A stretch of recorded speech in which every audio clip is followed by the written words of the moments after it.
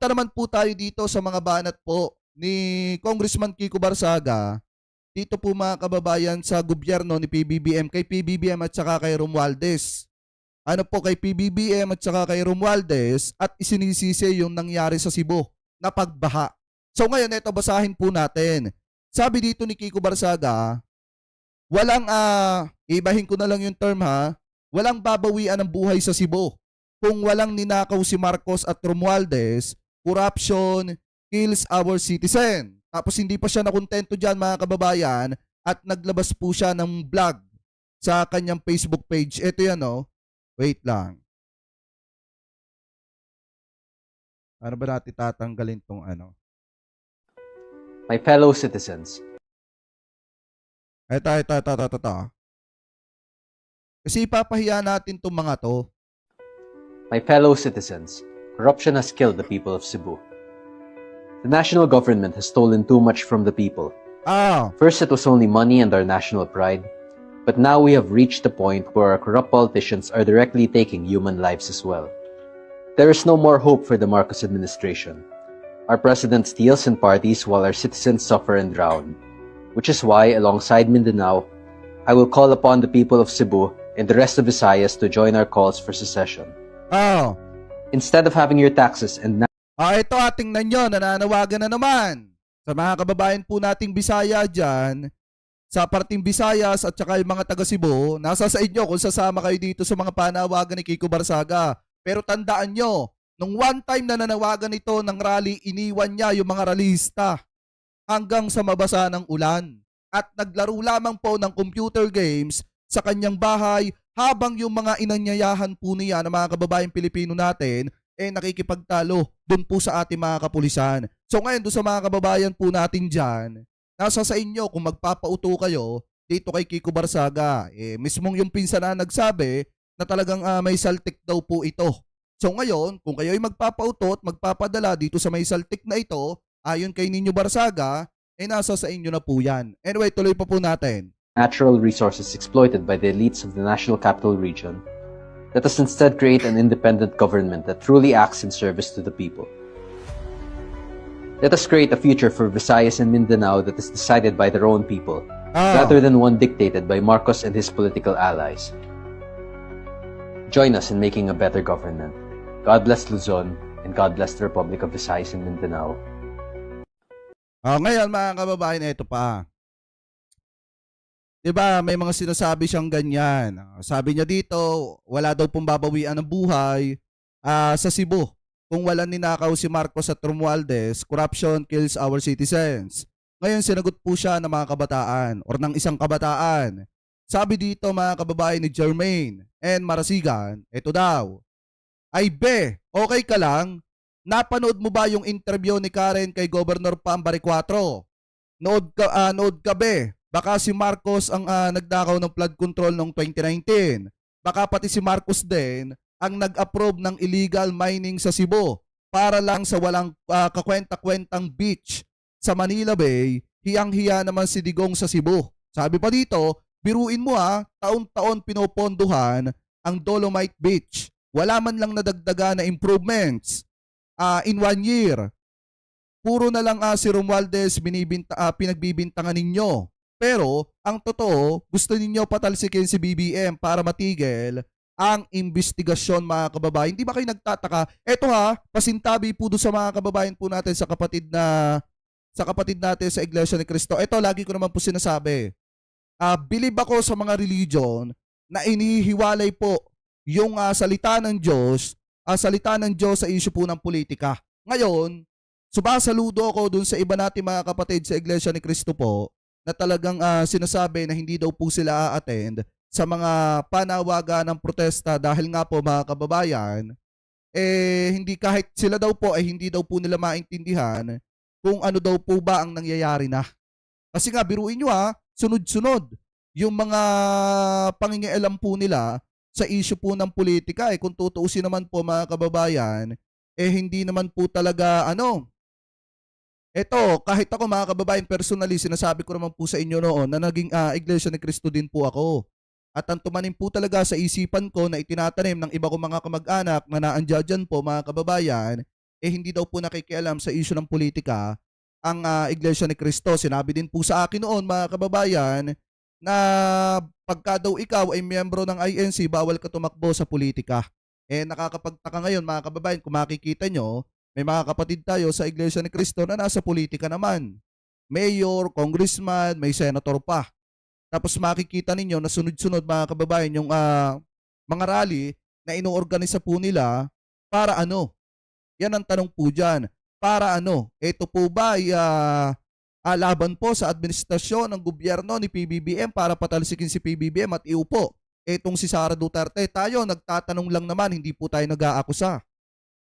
Kaya nga bilib po ako dun sa ibang mga kababayang Pilipino natin na hindi po talaga sasama sa mga panawagan ng mga kilos protest administrasyon ni PBBM. Sabi ko nga po dito, bilib ako sa mga religion na hindi po talaga nakikialam sa issue po ng politika. So ngayon, eto, balik tayo dito sa issue po na ito, mga kababayan. Kung titingnan ninyo, may sinasabi po dito na interview daw po, mga kababayan, ni Governor Pambari 4. Ito po ata yan. Hindi, mamaya na to. Yan. Ito po ata yan, mga kababayan, na kung saan tila nautal po dito itong si Governor Pambari 4 nung naitanong ni Miss Karen Davila yung ibang mga flood control na nagawa nung panahon ng Duterte administration. Ito, pakinggan po natin. All right. Now, in your Facebook page, you posted 26 billion pesos of flood control funds for Cebu. Yet we are flooded to the max. So this got over close to 23,000 shares. Very rabid comments, of course, of angry citizens. What did you mean by this? Ipaliwanag nyo bakit po ninyo ito pinost. You know, you began to ask the question kung bakit grabe yung flash floods dito when we have 26.600 billion for flood control projects. So yun lang naman.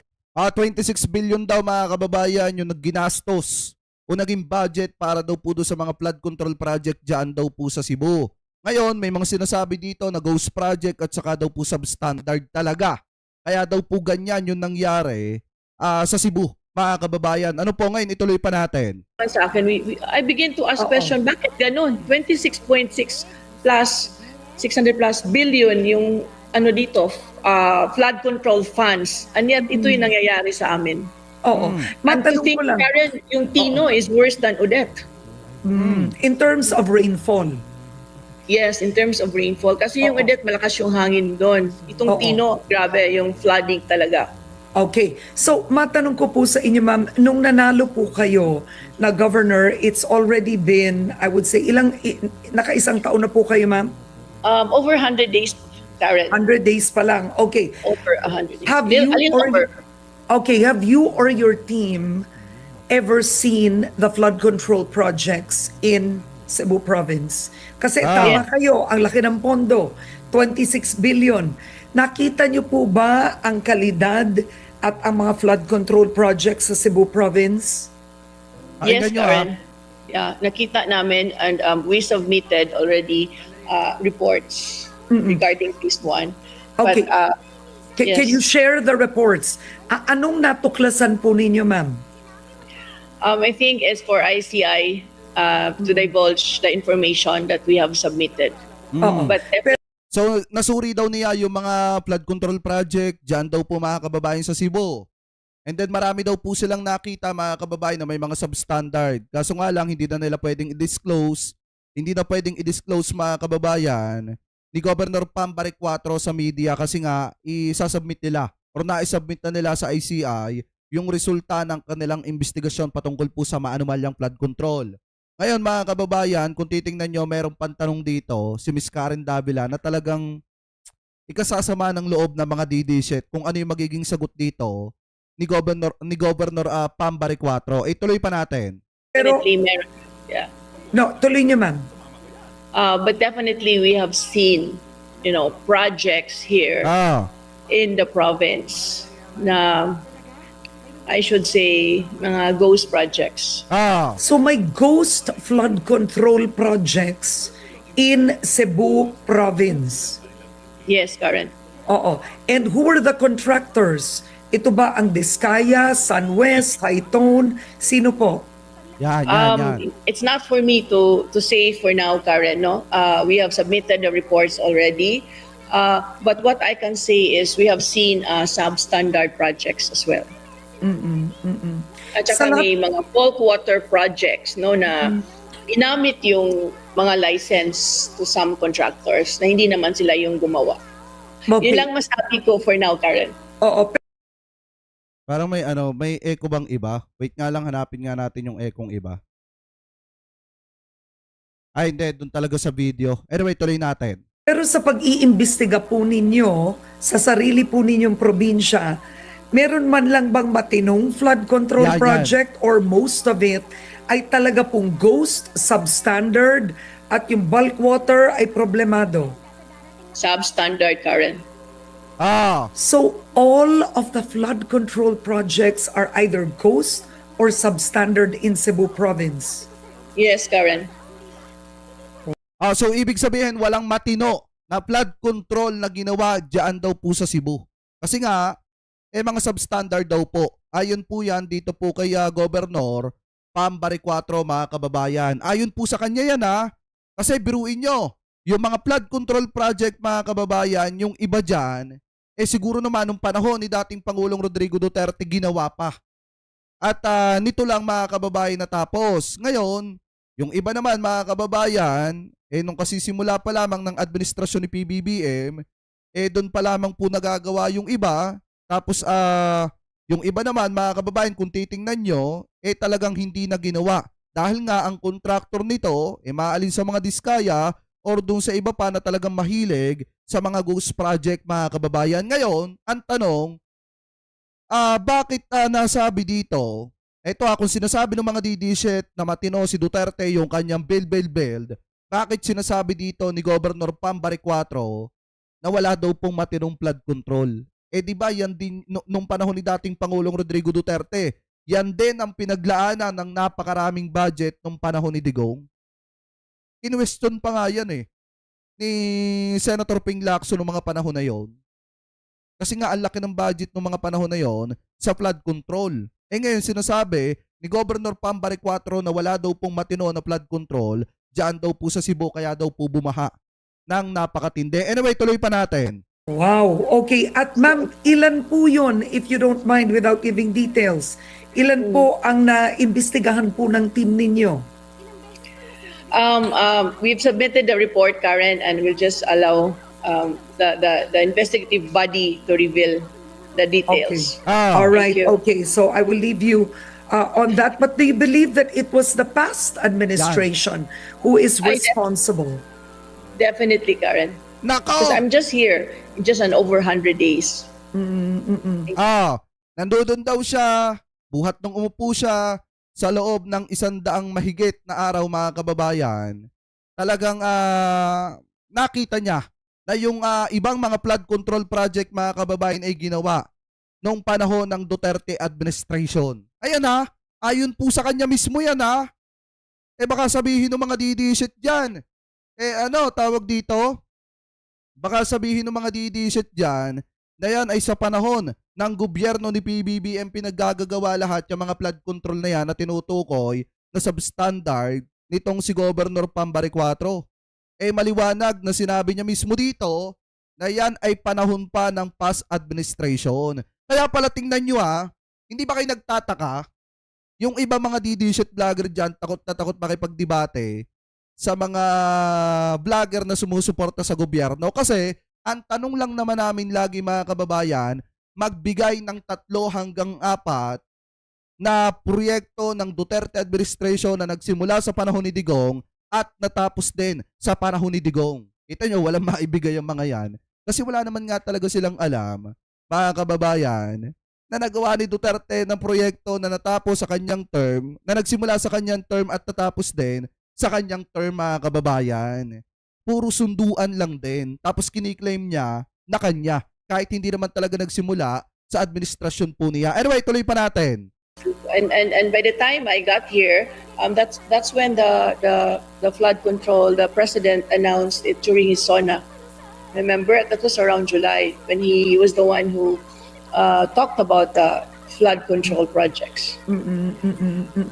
So, So- has it been many years that the past administration, Yan. I mean, or that the province has been receiving flood control funding? I Ilang suppose- taon na po? Alam niyo po ba ilang taon na? Panahon pa po ba ni Duterte? Ganun Yan. po ba hanggang Yan, ngayon? yan. Napalunok. I think 2019. 2019. 2019. Yeah, 2019, yes. So, I mean, Oh, ano? Ano ka, Kiko Barsaga? Diba sinasabi mo, si PBBM at saka si Romualdez ang nagdakaw ng pondo. Eh, maliwanag nga na yung mga flood control na ginawa dyan sa Cebu, 2019 pa. Ay ano? O di ipinahiya kayo ni Governor Pambari 4. Eto talagang ano yan mga kababayan, nung panahon na tumatakbo, tinataas lagi ni Duterte ang kamay ni Governor Pambari 4. Pero maliwanag na sinabi niya dito na nagsimula yan nung panahon ng Duterte administration 2019. Huwag niyong kakalimutan yan Mismong kaalyado ni dating Pangulong Rodrigo Duterte na nagsabi. nung 2016, it was also your predecessor, Governor Gwen Garcia, who was sitting in that chair. Were there flood control projects being built in Cebu then? Well, it's not for me to say, but what I can tell you is 2019 nagsimula. Okay. Ayan. All right. Ang flood Ang, control. ano po ba, 2019 nagsimula ang alleged corruption? Ganun po ba sa flood control? I suppose. All right. Ako. Okay. Now, I'll move on. Yung mga didisit dyan, okay pa ba kayo? Ayan 2019 pa nagsimula yung issue ng korupsyon sa flood control mga kababayan. Panahon po ni Digong yan. Ilang taon ding na mayagbag. Ano po yung mga korap na yan? Nananamasa sa mga flood control. 2019 pa silang nangungurap ng pera ng mamamayang Pilipino. Malas lang nila sa administrasyon sila ni PBBM na dali. Diba? Isipin nyo, paano nasabi nitong sina Anju Ilianang ito at nitong sina Kiko Barsaga na si PBBM ang may kasalanan dyan. Maliwanag na sinasabi ng kaalyado ni Digong na 2019 nagsimula yung issue ng korupsyon sa flood control mga kababayan. 2019, panahon po yan ng Duterte administration. Wala pang pandemic nung mga panahon na yan. Pero yung mga contractor nung pumasok yung pandemic, dire-diretso pa rin ang kanilang pangungulimbat ng pera ng mamamayang Pilipino. Ganyan sila katindi. I think any announcements, Governor, I think this is a good time for if you want to call on to the government, the private sector, ibahagi nyo na po lahat ng pangangailangan po ninyo ngayon, ma'am. Yes, I have already relayed to the national government anong kailangan namin dito sa Cebu. And I want to appeal also to the public na if there are any donations for Cebu, right now we are open for it. And most especially, I want to tell the Cebuanos that do not lose hope. As you know, the meaning of hope. Hold on, pain's end. Let's not lose hope. Hindi, alam nyo, sa totoo lang mga kababayan, naniniwala naman akong mabait. Ito pong si Governor Pambari 4. Kasi, biruin nyo kung katulad dito ng mga didishit na mga politiko na makikitid ang utak, talagang ipipilit niya pa rin itanggi dyan na walang, na may corruption or sasabihin niya dito na walang nangyaring corruption sa panahon ni Digong. Maliwanag naman na alam na ng taong bayan na talagang sobrang talamak ang korupsyon sa panahon ng Duterte administration. Pero dahil nga iniisip niya yung kapakanan ng mga taga dito sa Cebu, ginagampanan niya yung pagiging gobernadora niya, talagang hindi niya itinago yung korupsyon na nangyari sa panahon ng Duterte administration. Sabi niya, 2019 daw nagsimula yung matinding korupsyon sa flood control. Diyan daw mga kababayan sa Cebu. So ibig sabihin, panahon po ni Duterte yan. Bakit walang ginawa si Digong? Bakit hindi niya pinanagot yung mga talagang nanamasa dito sa mga flood control project mga kababayan na nangyari dyan sa Cebu, yung mga substandard? Bakit hindi niya ginamita lang kamay na bakal yan? Kung talagang mga kababayan, kung talagang para sa lahat, na nagkakamali yung kanyang kamay na bakal. Ang problema, lumalambot nga kapag ka mga kaalyado, yung kanyang tatamaan ng kanyang kamay na bakal. Anyway, tuloy pa natin. Everything happens for a reason, and you never know what tomorrow may bring. Thank All you right, so much. matanong ko lang po ma'am, for donations, does the province prefer cash?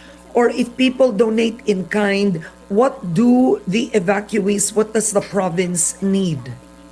Logistically, it's better pag cash, Karen, no? So, para dito na lang namin ma-purchase kung anong kailangan.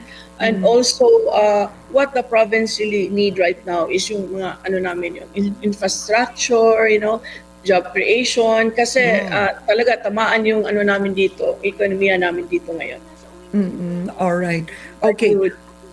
Yes. On that note, I want to thank you for joining me today, Cebu Governor Pam Baricuatro. Maraming salamat, ma'am.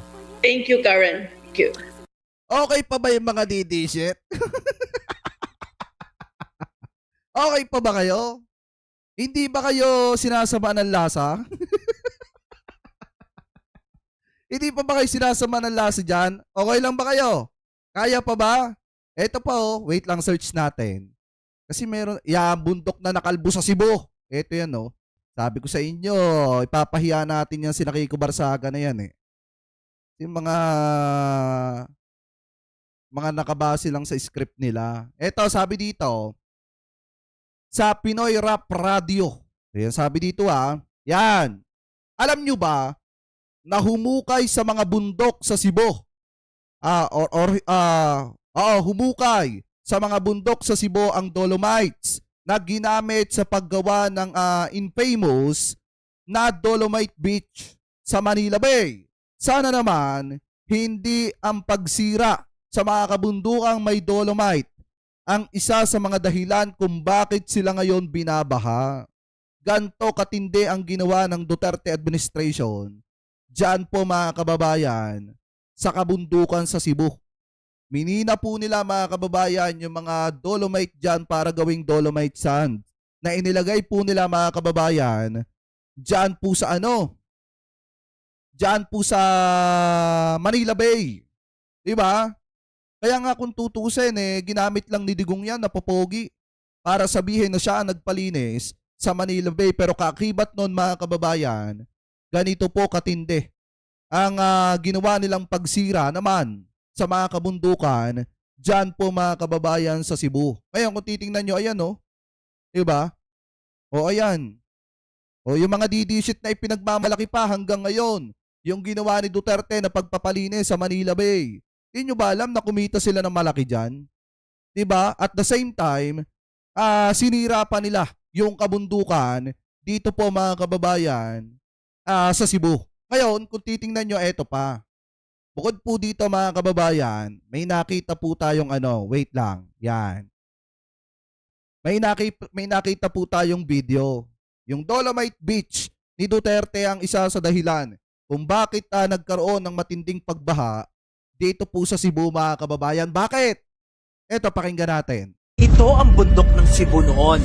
Ngayon, ito na siya. Nako. Worst flash flood in Cebu history. Yan ang sabi mismo ng governor ng Cebu. Sa mga nagkalat na larawan, parang nasa disaster movie ang probinsya. Patong-patong ang mga inanod na sasakyan. Pati sawa, nagsilabasan dahil sa baha. 66 ang patay, 26 ang nawawala, at mahigit sa 706,000 na tao ang apektado. Pero teka, bagyo lang ba talaga ang dahilan? O kagagawan din to ng mga tao? Ito ang mga itinuturong dahilan ngayon kung bakit nangyari ang pinakamalalang pagbaha sa kasaysayan ng Cebu. Una, andyan daw ang overdevelopment sa bundok, the Monterasas the Rice issue.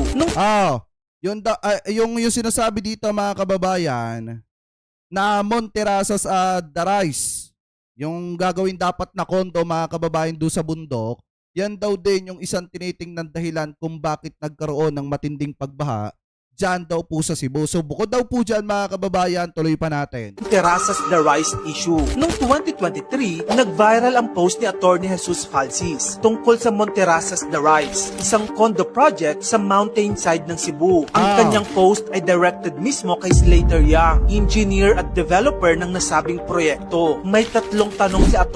Falsis kay Slater. Una, ilang hectares ng mga puno ang pinuputol para maipatayo ang mga condos? Pangalawa, kaya daw bang pantayan ng concrete at irrigation system ang kakayahan ng mga ugat ng mga puno na sumipsip ng ulan? Pangatlong tanong niya, may environmental impact assessment ba silang maipakita? Marami na kasing residente ang nagrereklamo na bago daw itinayo ang Monterrasas, hindi pa sila binabaha noon. Pero pagkatapos nito, biglang nagkaroon na ng flash flood sa Guadalupe Heights. Ang dating matabang bundok, naging sementadong slide ng tubig daw. Reason number 2, Ito, sa reason number 2 mga kababayan, yung quarry at dolomite mining mga kababayan na pinayagan ni Duterte nung panahon po ng kanyang administrasyon. Diyan ang quarrying at dolomite mining. Kung iisipin mo, ang kabundukan ng Cebu ay mayaman sa granite at dolomite. Pero ngayon, para na itong keso na puro butas dahil sa quarrying. Ayon sa kudaw.org, may 11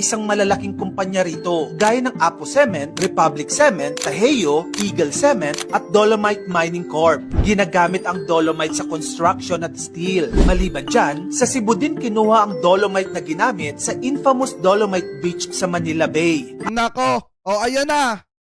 Yung mga didisit dyan na nagsasabi mga kababayan na magaling na presidente si Duterte kasi nagawa niyang ipalinis yung Manila Bay at gawing puti yung buhangin doon. Di nyo ba alam kung ano talaga ang issue doon? Ganito, sinira yung bundok sa Cebu mga kababayan.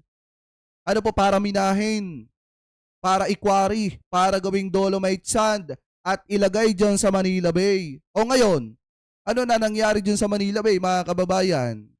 Puti pa ba yung buhangin dyan? Diba? Kita nyo, minsan nga may interview tayo nakita na galing kay Isko Moreno na kung saan mga kababayan parang ang dating sinisisi pa yung dolomite. Kung bakit nagkakaroon ng pagbaha dyan po sa Manila mga kababayan, sa Maynila. Ngayon naman kung titingnan nyo, ang issue din ng pagbaha dyan po or tinitingnan posibleng dahilan ng pagbaha dito mga kababayan sa Cebu, dahil po dito sa naging pagsira sa bundok dahil sa mga pagkwari dito po sa dolomite at kung ano-ano pang mga mining na ginawa po dito. Ngayon ituloy pa natin. Ayon sa mga eksperto, ang kapalit daw nito ay pagkasira ng kabundukan sa Cebu. Makikita sa post ni Clifford Chong ang drone shot ng larawan ng bundok sa Cebu na lagas na. Ang caption niya, Atlas Mining o Carmen Copper Corporation in Toledo, Cebu. Sabi pa ng kilusan ng mga magsasaka ay quote, ang baha sa Cebu ay hindi lang gawa ng bagyo, gawa rin ng Ito ang bundok ng Cebu noon. Ayan okay pa ba kayo dyan, mga didi-shit? Okay pa ba kayo? Ito, di ba? Kita nyo kung gaano kaganda ang bundok sa Cebu bago sirain. Di ba? Bago nila mga kababayan minahin at gawing dolomite sand at ilagay dun sa Manila Bay. Oo nga, pagpalagay natin na ipalinis nga ng Duterte administration yung Manila Bay. Diba, ginawang puti yung buhangin. Pero, ang pinakamasaklap dito sa kabila ng ginawa ni Duterte na yon para papugiin yung kanyang pangalan, dahil siya ang presidente ng mga panahon na yon, ganito naman katindi yung naging perwisyo sa mga kababayang Pilipino po natin dyan po sa Cebu. Dahil yan din po yung tinitingnan na posibleng dahilan kung bakit bumaha ng matindi dyan po sa Cebu dahil wala nang gaanong puno na sumisipsip ng tubig tuwing umuulan. At ang pinakamatindi pa po dito mga kababayan, sinira po talaga ng matindi at minina yung mga kabundukan natin at ginawang dolomite sand at iba't iba pa. So ngayon, kung titingnan nyo mga kababayan, iyan din yung tinitingnan kung bakit bumaha ang dyan sa Cebu at ang tinitingnan dyan ay kasalanan ng Duterte administration. Kasi sa kanilang administrasyon nagsimula yung pagmina-mina na yan para gawing dolomite sand. Ngayon mga kababayan, kung titingnan nyo, bukod pa po dyan, may nakita po tayong balita na kung saan galit na daw si PBBM. At yun daw po mga flood control project sa Cebu, pinapaimbestigahan na. Mga kababayan, ito i-play po natin. Galit na ang Pangulo. Pinaiimbestigahan na rin niya ang flood control project sa Cebu matapos ang matinding pinsalang iniwan ng bagyong Tino. Kita sa mga video ang lumubog na mga kabahayan, sasakyan at iba pang mga ari-arian. Kung ikaw ay isang OFW na may bahay dito sa Cebu, nakapundar ka ng sasakyan, magandang bahay, tapos makikita mo white, talagang alis lahat. Kumbaga, dinala lahat ng baha, yung mga sasakyan na binili mo, pinaghirapan mo bago mo natapos hulugan, yung bahay na talagang halos magtiis ka, hindi mabili yung mga gusto mo, makapagpatayo ka lang na magandang bahay, talagang napakasakit po nito. At talagang doon sa mga kababayang Pilipino natin na may bahay po dito na ganito yung nangyari, talagang nakakalungkot po isipin. Kasi biruin nyo mga kababayan hindi lang naman kasi yung mga palpak na flood control project yung dapat pong sisihin dyan. Yung mga sumira ng kalikasan mga kababayan, yan din dapat yung isang hinahabol dyan. Dahil hindi naman babaha ng ganyang katinde sa Cebu, mga kababayan, kung hindi nila sinira yung mga kabundukan dyan at minina para gawing papogi yung Dolomite mga kababayan. Para gawing papogi sa pangalan nitong si Digong. Para lang masabi na siya yung presidente na nagpalinis ng Manila Bay. Alam niyo, okay nang namang ipalinis sa Manila Bay 'Di ba? Kahit hindi mo na gawing puting buhangin 'yan, basta malinis lang yung Manila Bay. At makontrol lang yung pagtatapon ng basura diyan. Hindi mo naman kailangan manira ng kabundukan para pumogi yung pangalan mo. Pero ginawa pa rin ni Digong 'yon sa panahon po niya. Anyway, tuloy pa natin. Ayon kay Palace Press Officer Claire Castro, kung galit ang mga Cebuano, ganun din ang pakiramdam ng Pangulo. Bibisita rin anya si PBBM sa Cebu para personal na tingnan ang kalagayan ng mga biktima ng bagyo. Kasi sa totoo lang mga kababayan alam nyo, may mga video pa nga ako nakita na talagang yung may mga alagang baboy. Grabe yung pag-iyak nila. Nakikita nila yun na yung mga alaga nilang baboy lumulubog sa baha. Talagang masasaktan kayo Lalo na kung negosyante ka, masasaktan ka talaga. Kasi alam naman po natin mga kababayan kung gaano kahirap magnegosyo ng ganyan. Lalo na at kung gaano rin kahirap makita na yung negosyong ipinupundar mo nawawala dahil sa ganitong klase ng trahedya. Kaya nga po nakakalungkot isipin na ganito yung nangyari mga kababayan sa Cebu. Talagang napakalaki ng halaga na nasalanta. Biruin nyo Kaya hindi natin may iwasan na wag talagang magalit dun sa mga nang abuso ng kalikasan dyan, yung mga nagmina dyan. Dismayado si Cebu Governor Pam Baricuatro sa sinapit ng lalawigan sa kabila ng anyay 26 billion peso budget para sa flood control projects. Manatiling nakatutok sa Bilyonaryo News. Sabi pa nga dito, host, may nakita nga ako. 6 anak na lunod plus 2 apo. Grabe, nakakalungkot yan. Talagang nakikiramay tayo sa mga kababayan natin sa Cebu. Pero inyo mga kababayan, personal pong bibisita ang ating mahal na Pangulo po dyan para tingnan ang kalagayan ng mga kababayang Pilipino po natin na naapektuhan ng matinding pagbaha mga kababayan. Doon naman po sa mga kababayan natin dito sa Luzon, maghanda po kayo dahil may papasok po na bagyo na sinasabi na malakas din daw ito mga kababayan. Talagang dito nga sa amin, naka-alerto na ang aming local government. Dito sa Batangas, syempre mga kababayan. Ngayon, kayo din, dito sa parting Luzon, mag-iingat po kayo.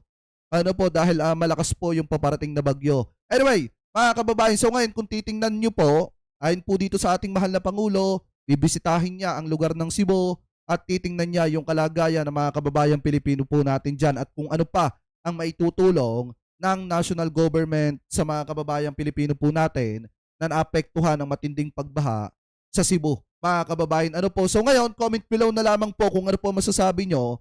Hingil po mga kababayan dito po sa nangyaring pagbaha dyan sa Cebu mga kababayan na ang tinitingnan ding dahilan ay eto daw pong pagsira sa kabundukan dahil po sa pagmimina ng Dolomite na inilalagay doon po sa Manila Bay. Mga kababayan, yun palang Dolomite sand doon, galing pala dito sa kabundukan ng Cebu. Na ngayon ay tinitingnan dahilan ng matinding pagbaha. yan.